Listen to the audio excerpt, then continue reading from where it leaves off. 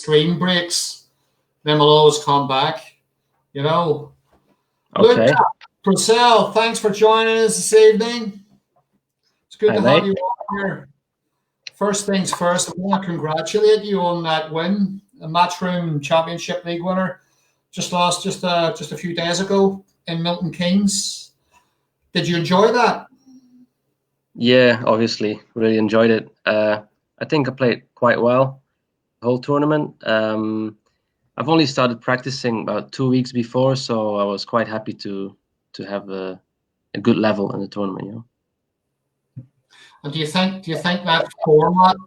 I mean, look, I didn't like the format very much, but it sort of favoured everybody, if you want to put it that way. But because it was like groups and you were under pressure, how did you find? Did you enjoy the format? Yeah, I enjoyed it because I think the highest break part was a nice add to the tournament. Obviously, it helped me a lot in a couple of groups. So I was a bit lucky, to be fair, sometimes. Because if I would have lost against Mark Joyce, I think the first game in the second group, I would have been out. If there was one, if Czech Lisowski beat me, I would have been out as well in the first group. So I was lucky a couple of times, but yeah, I think you need it sometimes to win a tournament. Well, I think that, as much as I maybe slightly criticised the format of it, it was I found it quite enjoyable because it was nice to see some of the lower ranked players do so well. It was good to see them come in and challenge the bigger players. And as you said, you needed a little bit of luck. If you got a couple of draws and a win, it could be enough. Or somebody could score another few more points, So anyway, as I said, well done, mate. You did very well in that, and hopefully that's going to put you at a good stead and give you a bit of confidence to go forward. Because you're 25 years old. I think you came on, look, if I'm right, you sort of got the wild card entry, didn't you? In 2011, you came in from that avenue because you were European under 19 winner. Yeah. At 14 years ago. So I mean, you came in really young. You were coming in. You were putting yourself on the spotlight a little bit very, very early. And I think you were in fact the youngest to play at the Crucible, weren't you? At 17. Yeah, 17. So that was a massive, massive thing for you in 2012. Just get to the finals of the World Championships. So touch on that for a second. How did you feel coming into that? Yeah, amazing. Because I was only playing for like 7 years at the time, so to be at the Crucible already was, crazy. It was obviously my dream to ever play at the Crucible, but to be the youngest ever, younger than Stephen Hendry, Ronnie O'Sullivan, Paul Hunter, it's a big honor for me. So very happy. And obviously, I didn't play great against Steve Maguire, but still. Unbelievable experience at that age. And you kind of I mean, I keep going on about entertainment value in snooker. It's very difficult to get entertainment value out of it. But I remember you at that event, and I remember, you look so young, obviously, but you came in, you were actually quite cocky. You took on, you're very, very attacking player, and that's your natural style of game anyway. You are a very naturally, your natural demeanor as an attacking player, and I was watching you. You could see the disappointment, and you could see that you were a little bit nervous, but you weren't frightened because you knew what you were capable of, and you sort of that's pretty much where you started when you came in, because you came in and obviously you got your tour card, and you came in and you started playing some tough players, and you.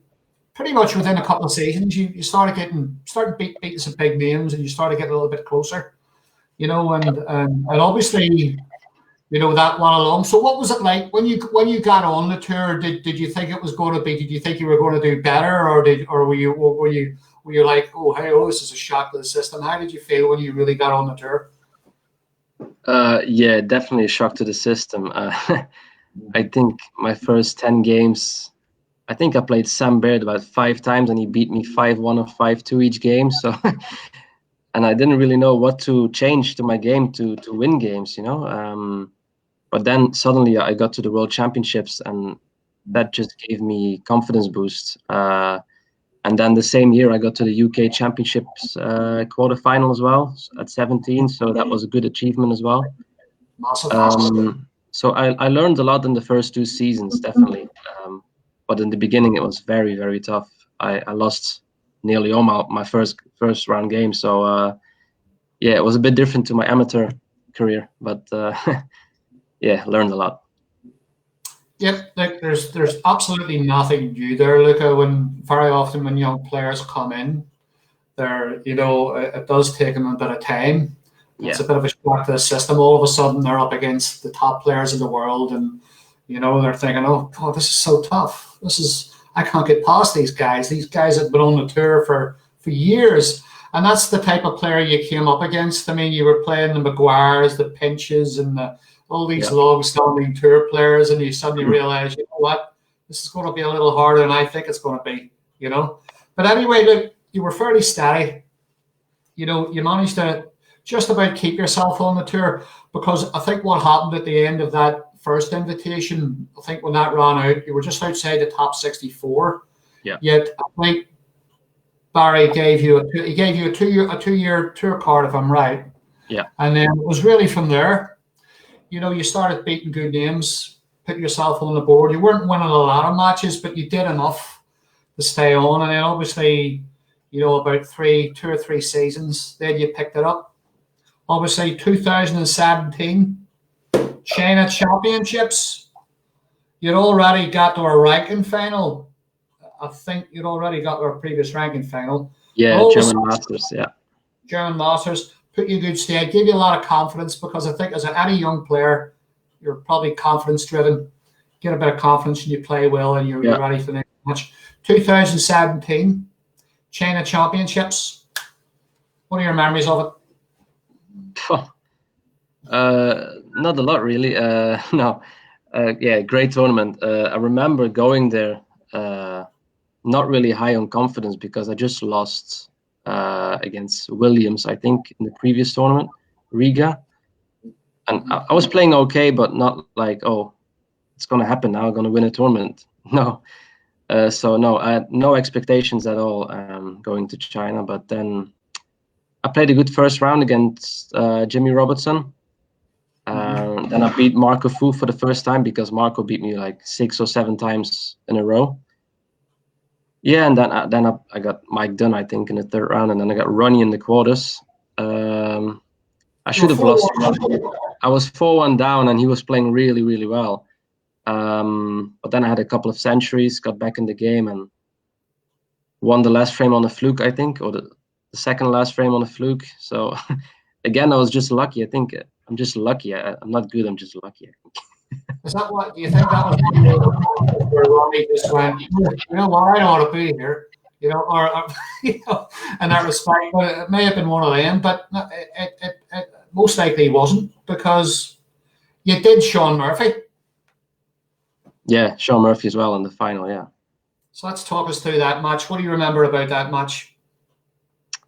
The China Championships. Yeah, I fancied it a lot, actually, because I think I beat Shaun 2 or 3 times just before that. So I knew how to beat him, but he got off to a good start, I think, 3-1 up.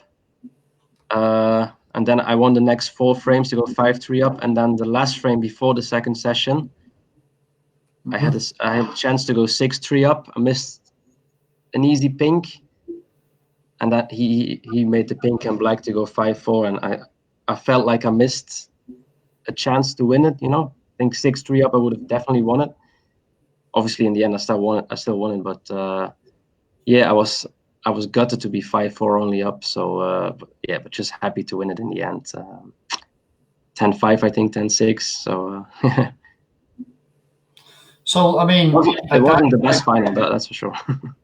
No, probably wasn't the best, but. I mean, it's a great achievement for you, because, I mean, even at that time, you had been on the tour about 5 years, whatever, properly. And I think this was August 2017. So, when you think about it, it's actually probably not that long ago, actually, mate. And would you say, from your point of view, was that a big turning point for you? Yeah, definitely, because I got to the top 16 after that. Played in the Masters a couple of times. Played as a top 16 seed at the Crucible. Played some good games there. Never won a game, but still got some good experience out of that. So yeah, it's been a crazy couple of years after that. Then I had one bad season, I think, and I dropped down to, well, 36 now, 37.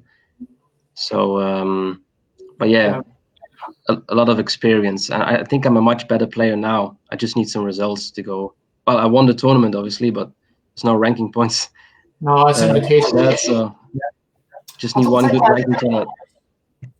I think it's always good. It's always good for players of your ability who can achieve. I mean, you've proved that you can win a ranking event. You've proved that you can get very, very close in a ranking event. And if you can win an event, it doesn't really matter. I think you've put yourself in a really good position. And yes, you have. I suppose you've had a pretty bad season, really. And in that respect, maybe at the beginning of the season, I mean, things you weren't getting the results you wanted. Yeah, I think you're provisionally 37, but you're provisionally 30 actually, Luca. So yeah. I mean, you're provisionally ranked 30 in the world, but I think your official ranking position is about 37. But as I say, nothing to go on. So look, you've got the Championship League win. It's put you in a good place, and I know you haven't been playing a lot of snooker. So how are you feeling about your game at the moment? Very, very good, actually. Probably the best of my career. I've been working quite hard the last year and a half, maybe 2 years. Yeah, I'm a much better player than I was 3 years ago. And I'm working a lot harder, so a lot more experience now. So yeah, I just feel like I'm ready to win a big tournament again, like I did in China. I just need a good week. You know, that's all you need. A bit of luck sometimes, and yeah. So that's the next goal, definitely. Do you feel you've matured a lot in that respect? You know, I think that, you know, when I first started watching, I thought, you know what, we need a player like this. We need a young player like this because he looks really cocky. He's taking big shots on, and he's look at him. Look at him. He's disgusted with himself. Every time he misses a long ball, he doesn't get in. He's thinking, why did I miss this? You know, but I mean, but you have that because the thing I like about you, kid, is you're attacking. And when you're an attacking snooker player, then you're an entertaining snooker player. Now, this is not that type of sport where people get really excited, unless of course they're watching Ronnie and he's really on fire or Judd and they're doing all these fancy things with the cue ball. But you're a very, very attacking snooker player. Perhaps maybe it could say that with experience in match play, you'll become a bit stronger, maybe perhaps a little bit more cautious as you go along.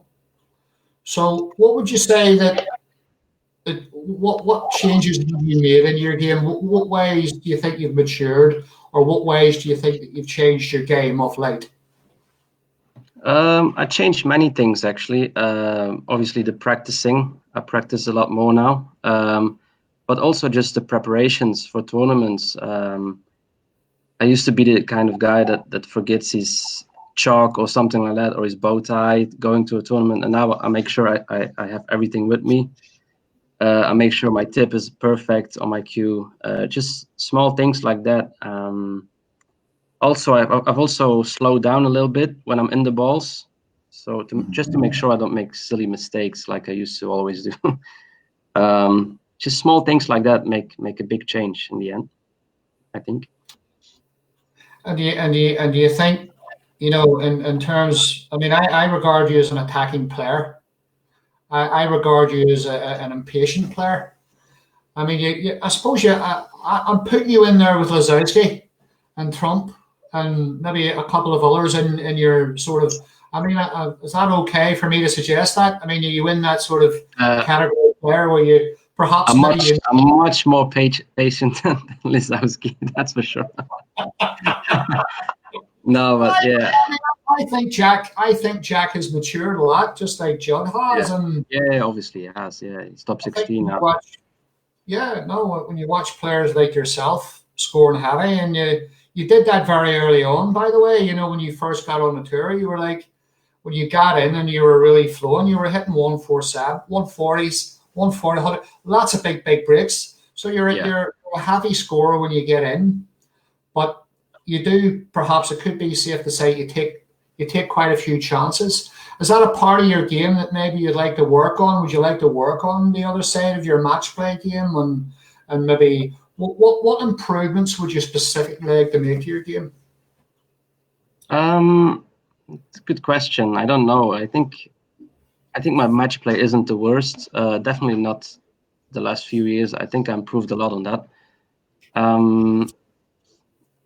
It's tough to say. I think my long putting could be a little bit better. Safety probably. I think I could learn a lot from like John Higgins and Mark Selby. Just see where they put the white after safety shot, because you can just play safe, or you can put the other guy in trouble. There's a big difference in that. So that's maybe something to work on as well. Yeah, many things. I think I still have a long way to go. And do you look at these players? I mean, you mentioned Higgins. For me, Higgins and Selby in that sort of category are probably the best in terms of match play, because they do wait for their opportunities, and they know really how to get to a player like you, Luca. I mean, I would, I watch you, and I'm thinking, I know how to get to him. I'm going to really dig deep here. I'm going to tighten him up a little bit, because I know he's going to take some big balls on. Is that the way maybe they're looking at you, or how do you feel about that? I don't know. I think my safety game is not bad, actually. I think I can compete with guys like Higgins and Selby, but maybe not for long enough. I think in the end, I will be the one going for long shot, and that's going to cost me eventually, unless I get it, which is not always going to happen. So yeah, still a long way to go, as I said, but I'm trying to learn of those guys. And in terms of, I mean, I'm not sure. Tell us where you're spending most of your time. Obviously, putting lockdown aside, because I know you've been at home. Are you spending most of your time in the UK, or are you practicing and staying in Belgium? Always staying in Belgium. Just solo practice every single day. Very interesting. So just solo, mainly solo, no partners, or would you mix it? Or sometimes, maybe once every 3-4 weeks, maybe against someone, but apart from that, solo every day. Yeah. And I think psychologically, that's probably a good way to prepare yourself for the next event. And in that respect, shutting yourself off. And do you have a table at home? No, just 5 minutes away from here.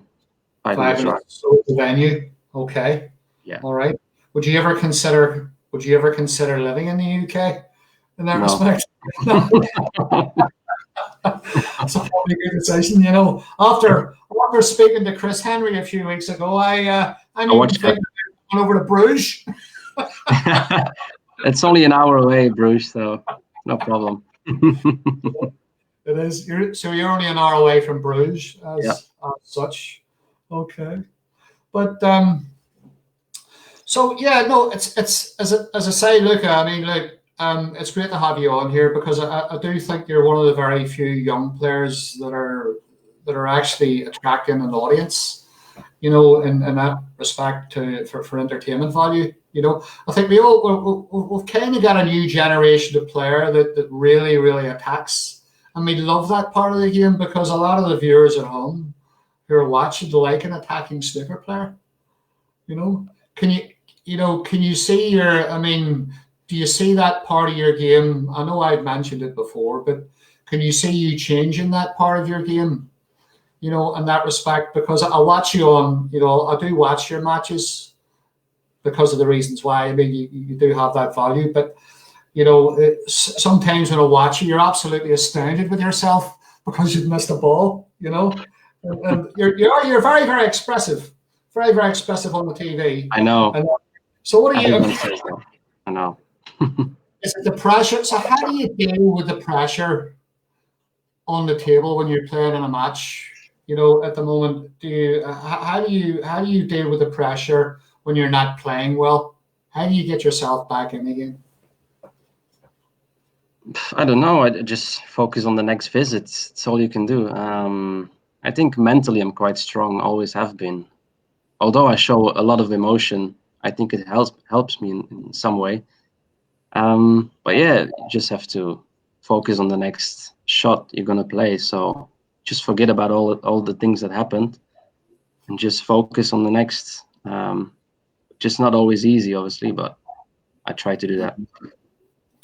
And if say you have a defeat in a first round match or a second round match, and you come away really disappointed, do you just want to get away? Do you want to get away, or do you go home and say, you know what, I'm going to take a look at this? Do you watch yourself again on YouTube and say, I want to know where I went wrong here. I want to focus on where I'm going wrong, where the weak parts are. Do you do something like that? I started doing that since a couple of years ago. Yeah, and I never used to do that. I used to be like the guy you say, like, just go away and forget about the whole game and not think about it. But now I really want to see where I can improve and where things went wrong, you know.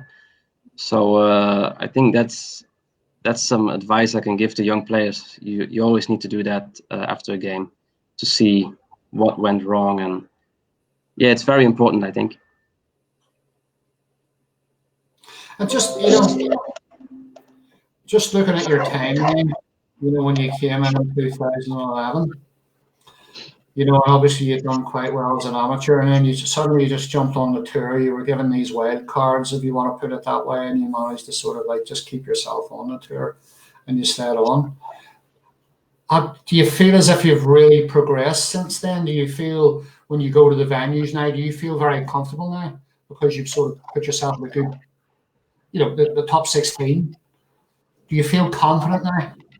More confident than you did when you first came in? Yeah, definitely. First time you come in, it's just all so new, you know. Everyone is a professional player, and you just came on the professional tour. You're still an amateur, really. But now I feel like one of those professionals. I think that's a big difference. You just know how every game is going to be. You know what to expect. I think that's the difference. Although I'm only 25, I think I have a lot of experience in the big games. I played at the Masters a couple of times. I played in big finals. I played at the Crucible 5 times or 4 times. So yeah, it's just experience. That is what you need, you know. If you have experience, you're always going to be calm and you know what to do under pressure. I think, yeah. So. And another big player, I keep saying this to a lot of amateur players who play in my events, just pre to go on a Q school and try to get on the tour, is traveling to the venues. How do you find all this traveling all over the place? Going over to, obviously you travel to UK quite a lot because Love it. A lot of it to hear. Love it. And then all of a sudden you got to get on one of these long flights to China. So how are you dealing with all the logistics and traveling? How are you dealing with all that? I just travel first class. That's it. No, I was just joking. It's too expensive. No, I like it actually. I like traveling. I don't mind it. I love being in a plane. Obviously, 10 hours in a plane is too long, but I enjoy it. I just watch some videos and get some sleep, listen to some music. Mm-hmm. I think I'm a good traveler. I don't mind it. I like being in different countries and hotels, and yeah, I don't mind it. I know many players do, but I like it. Yeah, a lot of the players struggle with the traveling, and yeah, some of them are very apprehensive of it. How they're going to feel when they get to the venues, especially some of the new tour professionals as well. I think particularly the new players will. I think in that respect, but I've heard some horror stories about trips to China, where the players just can't settle in. I mean, you take the current situation with the lockdown. I mean, you guys are going to be playing the World Championship, obviously behind closed doors. Yeah. You know, you're going to be tested before you go in. You know, the day before, you're going to prove. Most of you are going to be obviously negative, and you're going to go on a table and you're going to handle your own cue. There's nobody up there. There's absolutely nobody up there watching you. So, how does it feel about that? How do you feel about that? With no one watching, you mean? Very strange situation, isn't Yeah. it? You know, you can't hear a thing.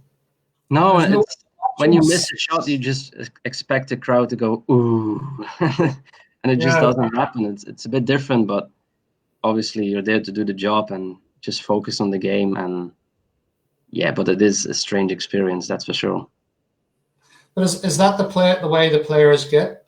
Is that the way they get when they go into a main venue? I mean, obviously you're a top. You know, just up until recently, you're a top 16 player. You were coming in, you know, at that stage, and you were coming out and going out to thousands and thousands of people. Do you find it very easy just to get down to business and focus on the green bays and not react to the audience? Do you find that quite easy? Yeah, very easy. I'm quite a competitive guy in everything I do, so I don't really care who's watching or how many people are watching. I just want to do my thing, you know. I'm quite an efficient guy. If I go to a tournament, I want to play well and I want to get a result, nothing else. Yeah, it's all business for me. And obviously a little bit of entertainment sometimes. It's not bad, but yeah, I just want to win. And who are those? Just touching on just probably before you came into the game and you got on the tour, you know, a few years ago. Who were those idols? Those players you were looking up to? Who were those players you were really admired? And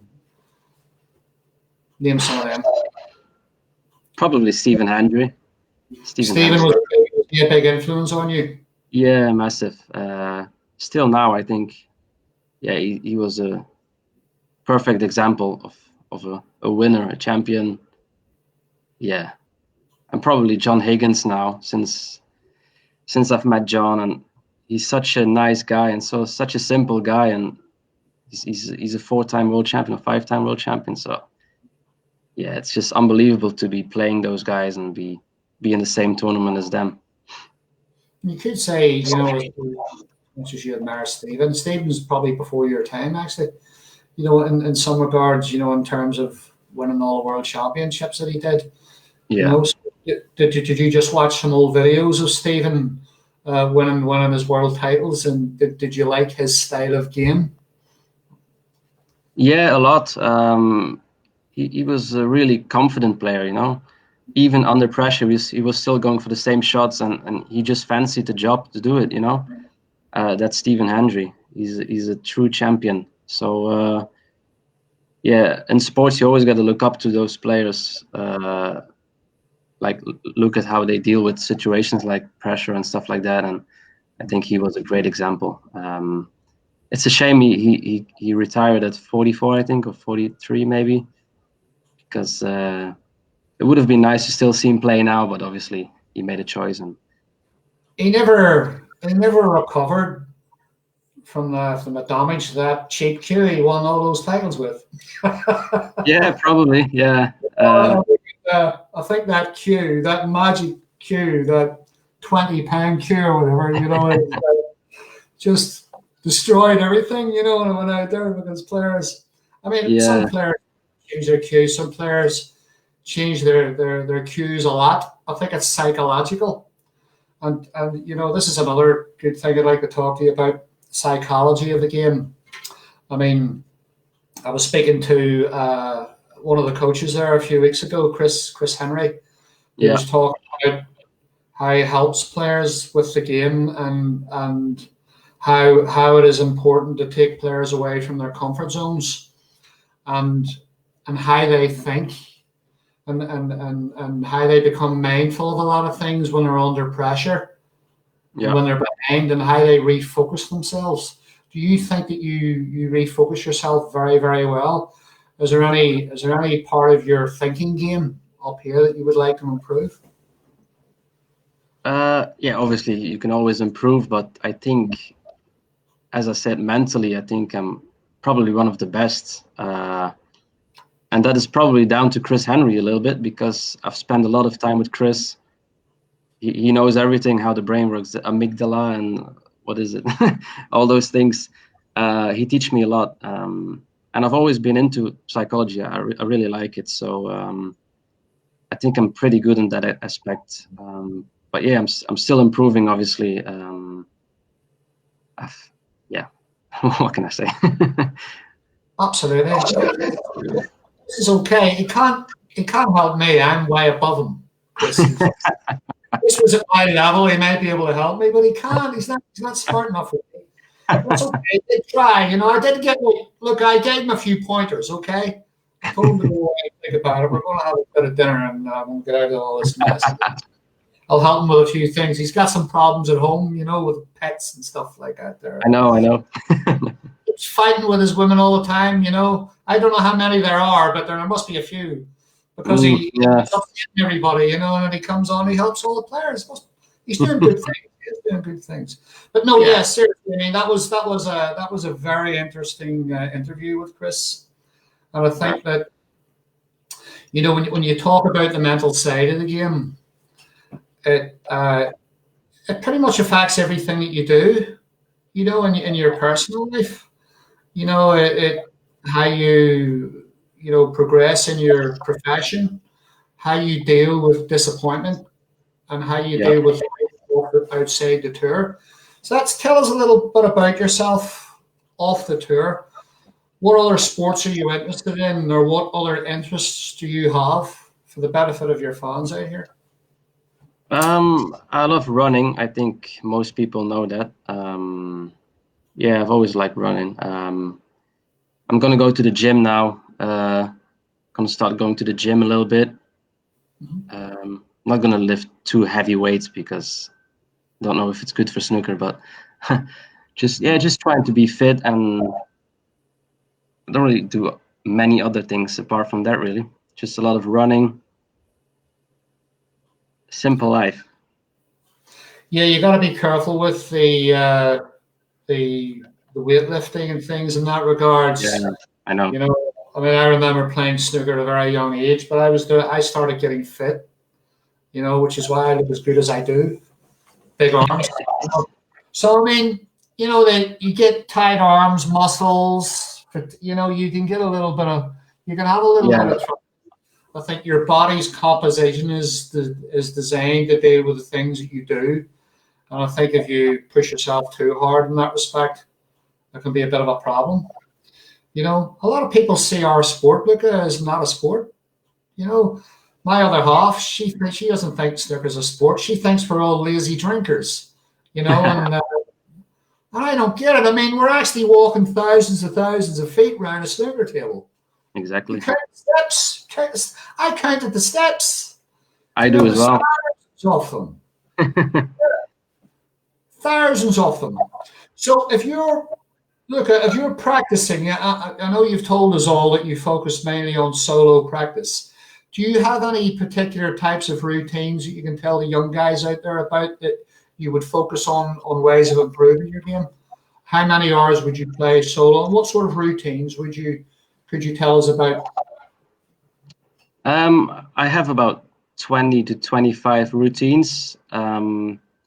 I think about 15 of them is from Chris Hendry. He gave me a paper with all of those routines, and it covers everything really: long putting, break building.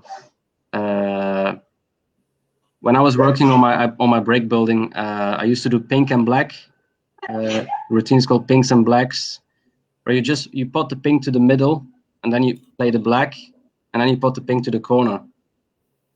And each, well, if you put pink and black, it's 1 point, and you're trying to get to 18 points, which is 36 pots. It's a very good routine for your cue ball control.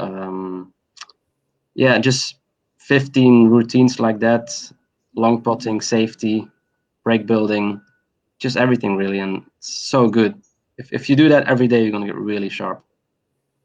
And what about long ball potting? Long ball potting routines that you can tell us about that you that you do? I have one long putting routine. It's called Golf Blues. It's also from Chris Henry, of course.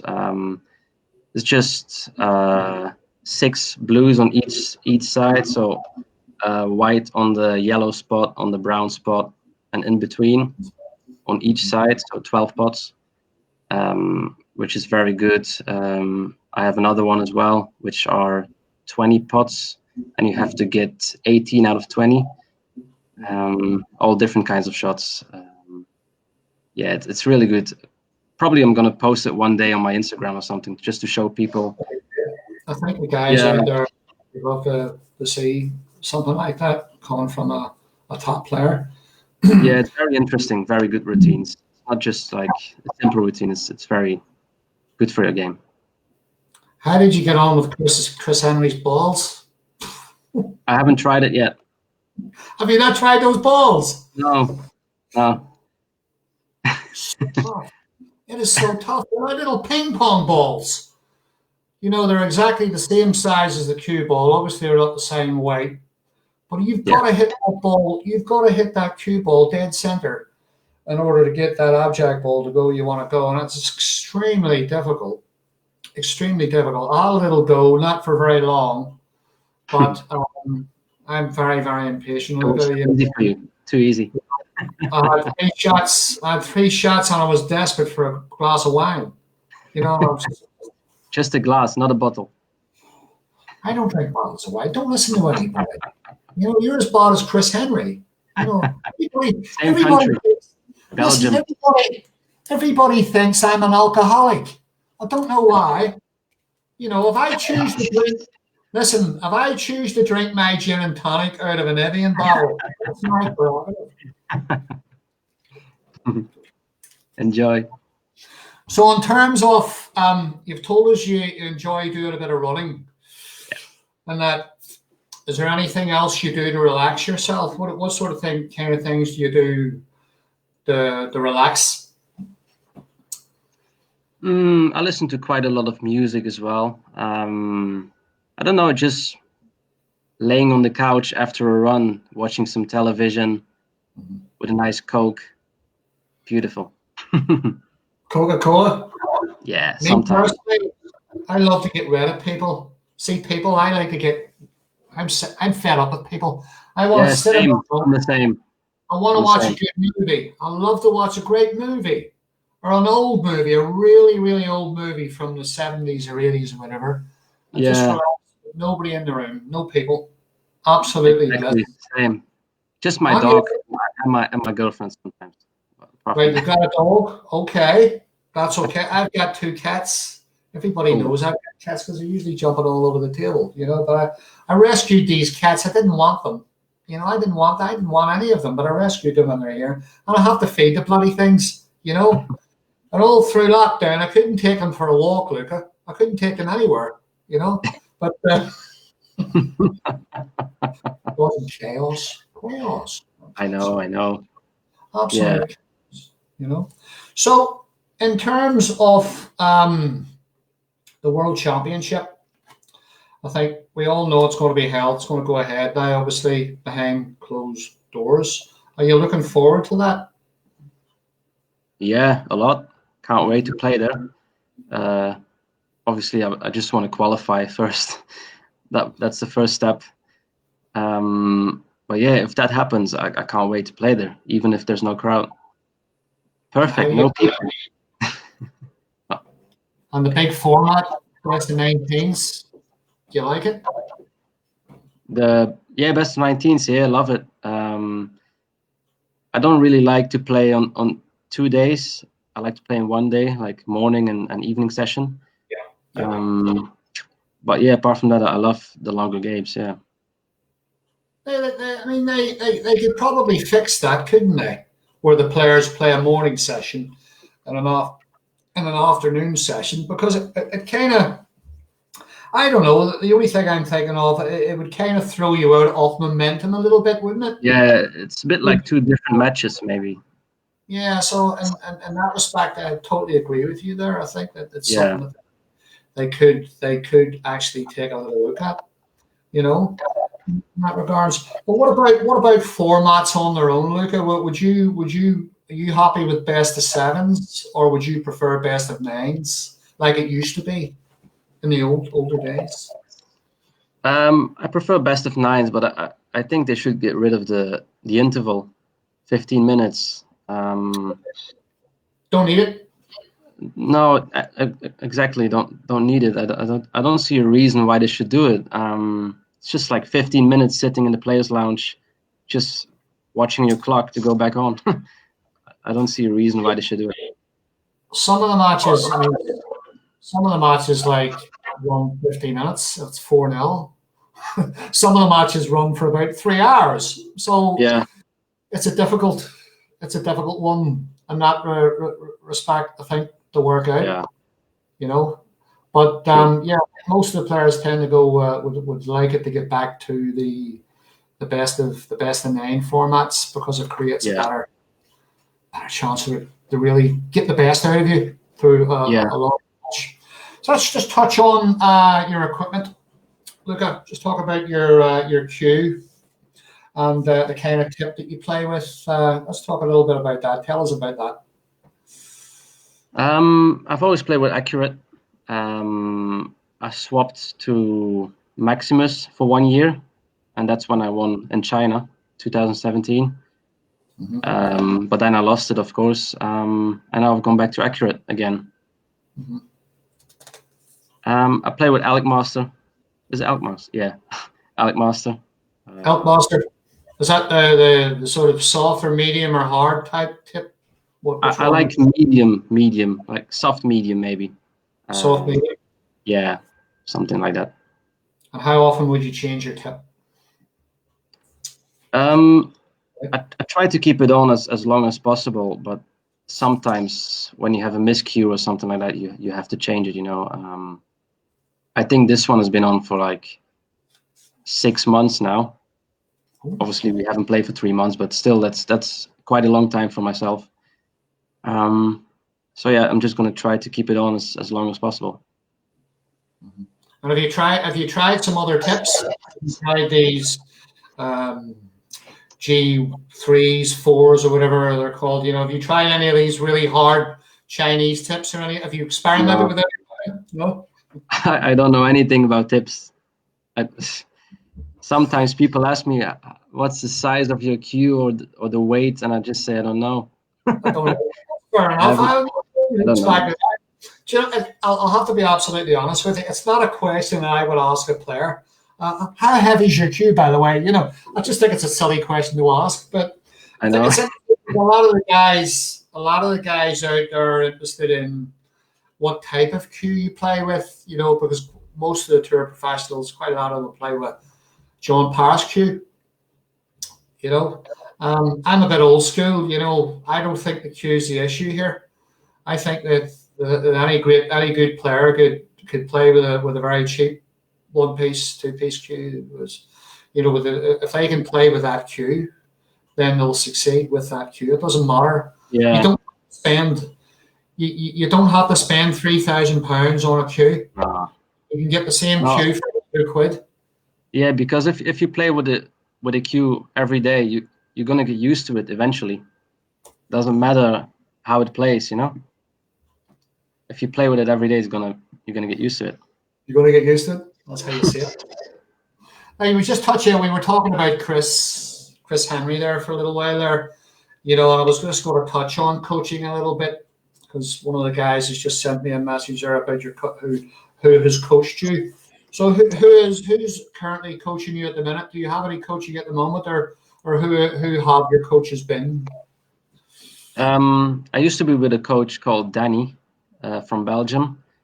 He coached me since I was 10 years old, and he's a brilliant coach for amateur players.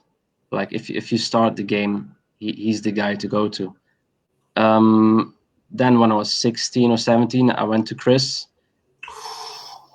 I did a couple of years with him on and off, and I think Chris is by a mile the best coach ever. Yeah, definitely. He's right at the top, mate. Yeah, He's so good. You you know why I know Chris is good? Because he keeps telling me how good he is. You know, that's how I know he's the best. You always know when someone's the best when they keep telling you they're the best, you know? But it's all right, you know. The law of attraction. Law of attraction. So, okay, so what has he done for you then? Tell us, try to be a little bit specific about how Chris has improved your game. I think technically probably. He just has those kind of routines. Like he lets you play a couple of shots, and he just tells you what's wrong.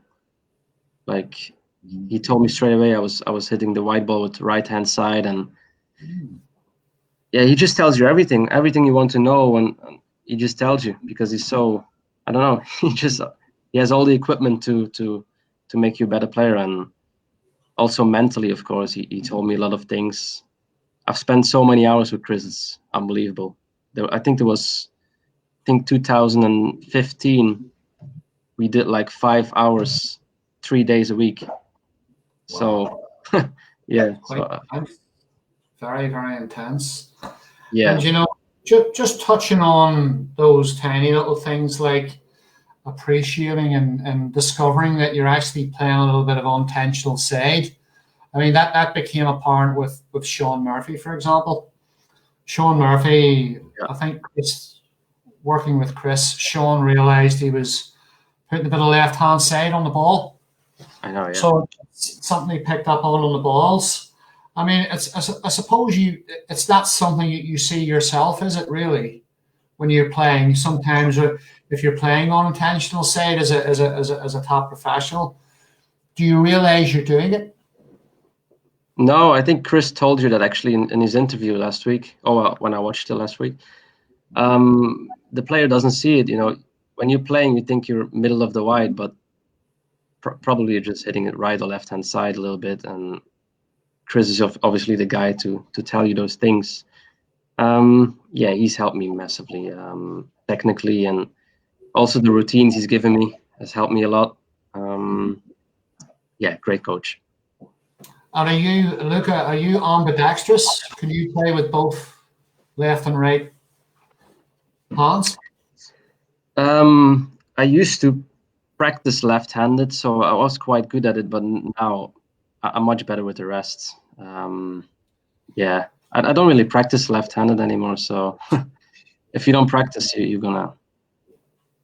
Well, it's probably unnecessary. I think psychologically it's probably good if perhaps maybe if you have the sight issue, you know, perhaps some players are right-handed and left-eyed, or what is known as cross-dominant. Okay, and that can be a big problem for a lot of players. I think it's one of my problems. I mean, obviously I'm too old now. I'm not going to win a world championship, you know. But I mean, I'm right-handed, I'm left-eyed. So when I get down on the shot, I have to focus a little harder because I'm maybe overhitting the shot slightly, or I'm not sighting the ball up correctly. So what are you then? Are you right-eyed and right-handed, or left-eyed? And you're right-eyed and right. Yeah. Right. So that's pretty much as good as you want to get it, you know. And have you corrected that unintentional use of sight, or is that still something you work on? You still think you do? I probably still do it a little bit. I try to work on it. Chris told me to just put my bridge hand a little bit closer, because all the players have an arc, as Chris always says. When you go back, you have an arc, and it's just about changing that, really. If you go closer a little bit, the arc is going to change as well, and you're probably going to hit the white in the center now. So yeah, just small things, really. And was that like, when you appreciated that, you discovered that, was that like a revelation? Did you go, wow, I realize I'm making this mistake? Did you see it's that? good. Obviously, it's nice to know, because it gives you a lot of motivation to practice the coming weeks, because you know you're doing something wrong, and now you can improve on that. Obviously, on these tables that we play on, you have to hit the center of the white, because otherwise you're just going to miss shots by a long way.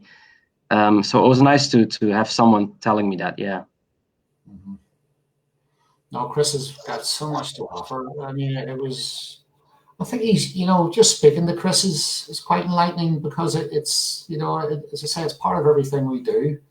Being consistent is obviously big part of the professional snooker game. Yeah. I mean, the essence of everything. Exactly. So, I mean, perhaps some of those new kids that are getting on the tour, or the amateur players who are watching this interview, are thinking, why can't I be where Luca is? Why? Well, it's because you're maybe not scoring as highly as a lot of the professionals on the tour, because maybe you're not applying a lot of these tiny little things that you need to develop in your game in order to become as consistent as you are. Right, not a lot of questions. Very good questions, actually. Look, I've covered most of them. Actually, have come in there. There's some of the lads are asking, what advice would you give the young players? Stay off social media. That's the first one. Yes, I agree with that. I hate this. Yeah, man. I'm doing this because I'm interviewing a top snooker player. I don't want to be on here. I don't play video games. Yeah, stay away from social media. That's my biggest advice. Don't get married. Don't get married. Stay away from bad women. Don't get married. Don't get too many animals. You're going to get into trouble. These things can destroy your life. Listen, Yeah. I don't have a wife. I didn't marry this woman that comes and sees me, spends time with me, because she would destroy my life. Look, she would destroy everything that I have. She's a very, very difficult woman. And I come around here, I give her a bottle of wine and I feed her. I cook for her because she can't do any of these things. She's a professional woman that likes to bully men. And I'm just a little tiny Irish guy. I just want a nice, peaceful, quiet evening, Yeah. Anyway, just before we wrap this up, Luca, your dad, okay? I like your dad, by the way. I like his social media. Thinker. How much of an influence has your dad had on you? Well, everything probably. He's a bit, well, obviously he gave me the confidence probably and the belief, because he's a bit like me. Like, he fancies everything and he tries to put everything into one thing. Since I was young, he put a table in the house just for me.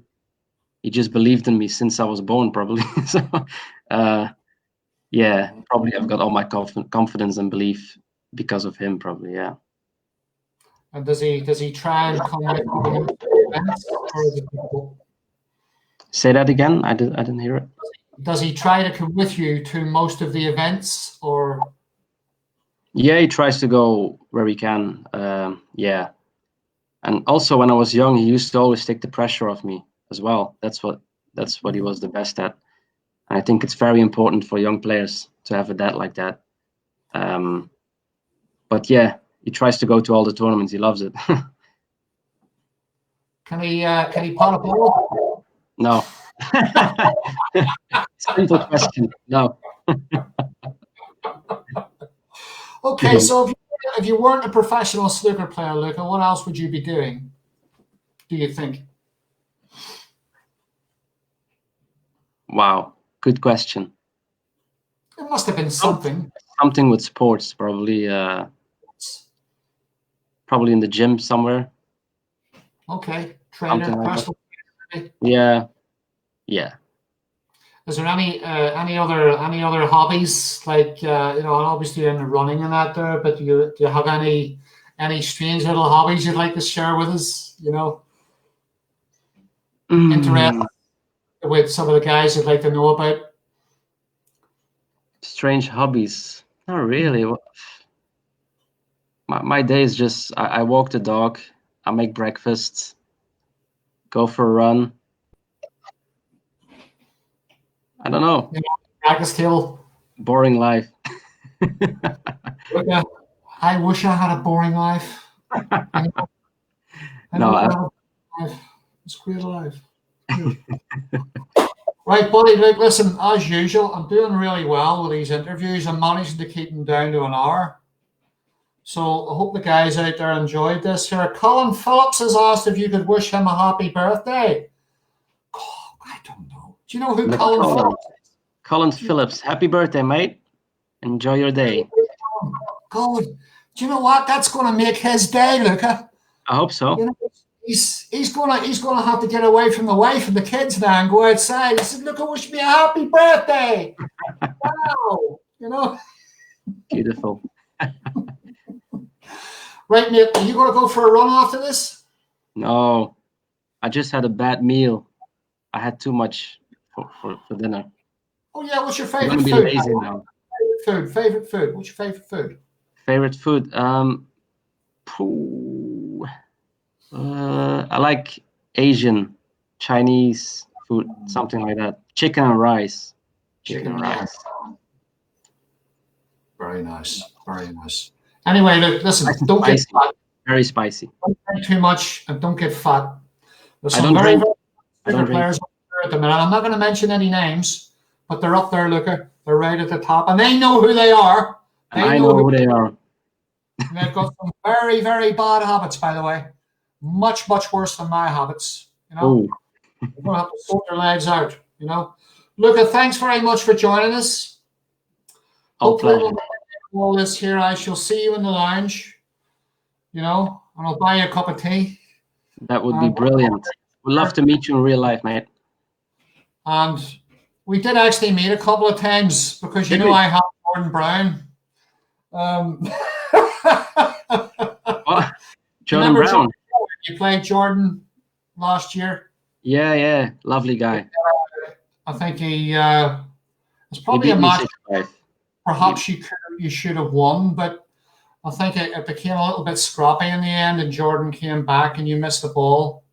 Actually, he was 4-0 up. He was 4-0 up, and I got back at 5 each. And you possibly should have pinched it actually, but he played. Yeah. He did quite well. He was getting very nervous against you. Actually, look, he was getting really nervous because he couldn't get over the line. And he made a very good clearance in the end. He made a good clearance. Absolutely. And you've been there yourself. Like yeah. A lot of new players have done that. Okay, Nick, 60 minutes. Wow, beautiful. What a record. Okay, Bud, thanks very much for coming on. No problem, guys, thanks for joining us. And I'll be in touch through the week. And hopefully we'll get some good news for the clubs, and the clubs can open up and everybody can get back to normal, guys. So thanks very much for joining us. You know, you can hang on a wee second there, Luca.